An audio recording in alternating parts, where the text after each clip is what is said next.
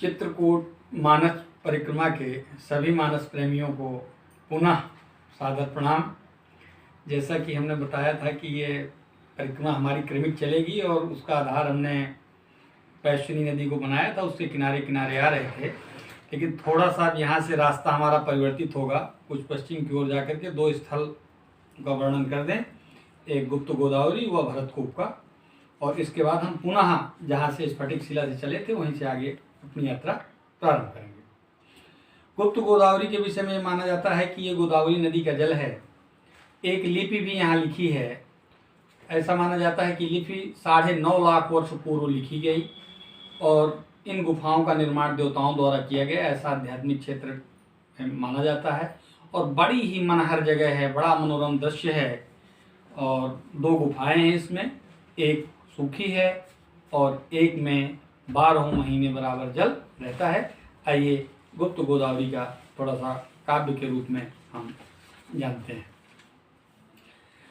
आओ सरिता का प्रवाह पथ छोड़े पश्चिम ओर चलें, पर्वत के नीचे नीचे उस सुंदर घाटी में निकलें।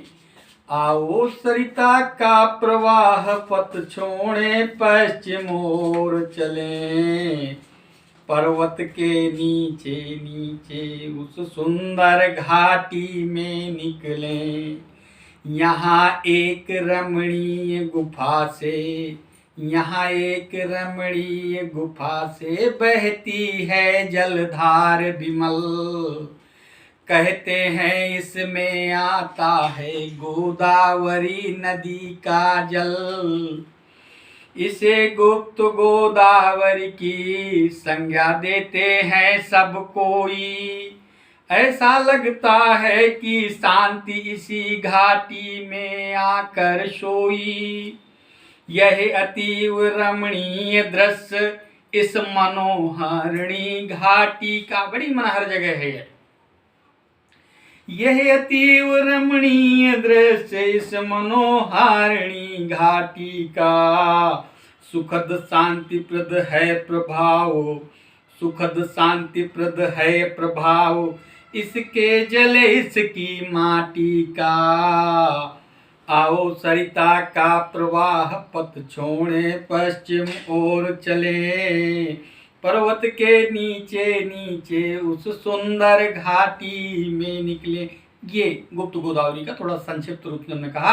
अब इसी क्रम में हम आइए, भरतकूप भी एक स्थान है, उसके विषय में माना जाता है कि जब भरत जी राम जी को मनाने के लिए आए थे तो सभी तीर्थों का जल लेकर के आए थे।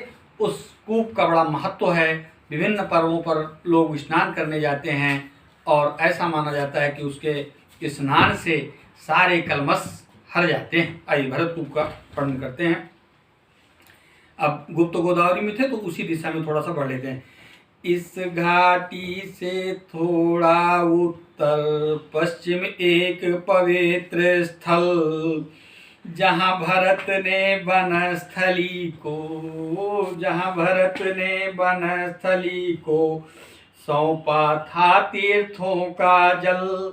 रामचंद्र को भरत मनाने चित्रकूट जब आए थे, उनके अभिषेकार्थ सभी तीर्थों का जल भी लाए थे।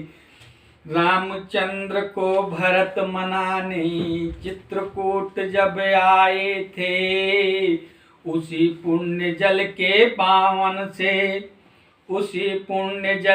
पावन से यह भरतकूप विख्यात हुआ। इसने कितनों का तन मन निर्मल कह अंतरकरण हुआ।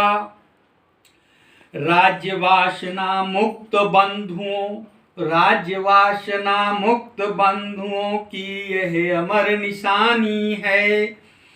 पाप और संताप समन कर देता इसका पानी है। पाप और संताप समन कर देता इसका पानी है। आओ भरतकूप के दर्शन कर। अब हम फिर भरतकूप के आपको दर्शन कराएंगे, पुनः लौटते हैं। आओ भरत कूप के दर्शन कर वापस फिर लौट चलें। इस स्फटिक शिला से पयस्विनी के साथ साथ आगे बढ़ लें। सभी को प्रणाम। अब पयस्विनी नदी के धार के साथ साथ हम सभी तीर्थों का वर्णन करेंगे।